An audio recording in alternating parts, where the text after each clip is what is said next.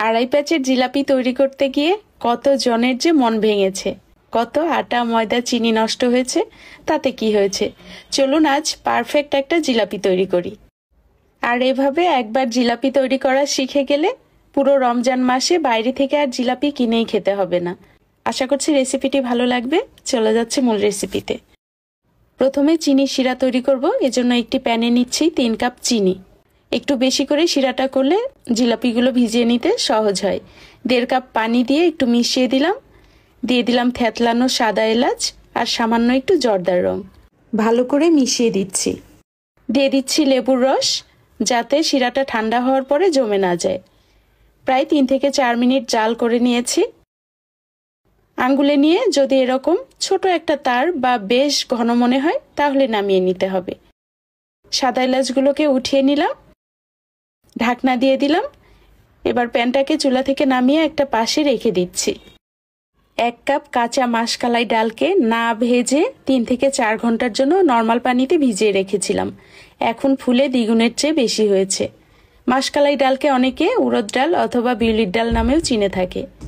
1 cup ডালের জন্য 1/4 cup পোলাওয়ের চাল আমি ভিজিয়ে রেখেছিলাম একই সময়ে। সবগুলোকে ভালো মতো ধুয়ে পানি ঝরিয়ে নিয়েছি। এবার একটা ব্লেন্ডারে নিয়ে নিলাম। ব্লেন্ড করতে যতটুকু পানি লাগে এই পানিটুকু দিয়ে মিহি করে ব্লেন্ড করে নিতে হবে। একটু দেখিয়ে দিচ্ছি, দেখুন এরকম হবে, কোনো দানা থাকবে না। একটা বড় পাত্রের মধ্যে নিয়ে একই দিকে ঘুরিয়ে ঘুরিয়ে প্রায় 10 থেকে 12 মিনিটের মতো ফেটিয়ে নিতে হবে। ইলেকট্রিক বিটার থাকলে ইলেকট্রিক বিটার দিয়েও 8 থেকে 10 মিনিট ফেটিয়ে নিলে এরকম ফ্লাফি হবে। ফেটানো ঠিকঠাক মতো হলো কিনা চেক করার জন্য একটা বাটির মধ্যে পানি নিয়ে কিছুটা ডালের মিশ্রণ দিলাম। যদি ডুবে না যায়, এরকম ভেসে থাকে, তাহলে বুঝতে হবে যে ফেটানোটা ঠিকঠাক মতো হয়েছে।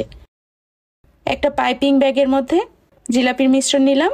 আমি অন্য আরও একটা পাইপিং ব্যাগের মধ্যে নিলাম, যাতে জিলাপিগুলো শেপ দেওয়ার সময় পাইপিং ব্যাগটা ফেটে না যায়।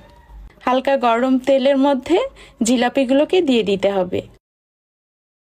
জিলাপিগুলো দেয়া শেষ হলে চুলার আঁচটাকে মিডিয়াম করে দিয়ে লালচে করে ভেজে নিতে হবে। 2টো করে জিলাপি উঠাতে হবে আর শিরার মধ্যে দিয়ে সঙ্গে সঙ্গে ঝাঁঝরি চামচ দিয়ে ডুবিয়ে দিতে হবে। একটু দেরি হলেই কিন্তু আর শিরা খেতে চাইবে না। 1 থেকে 2 সেকেন্ডের মধ্যেই দেখবেন শিরা খেয়ে নেয়। একই রকম ভাবে সবগুলো জিলাপিকে শিরা খাওয়ানো হয়ে গেছে। আর দেখতেই পাচ্ছেন জিলাপিগুলো রস খেয়ে একেবারে টইটুম্বুর হয়েছে। এভাবে তৈরি করে দেখতে পারেন। আশা করছি আপনাদেরগুলো পারফেক্ট হবে। ভালো লাগলে ফ্রেন্ডস ও ফ্যামিলির সঙ্গে শেয়ার করবেন। ভালো থাকবেন সবাই। আল্লাহ হাফেজ।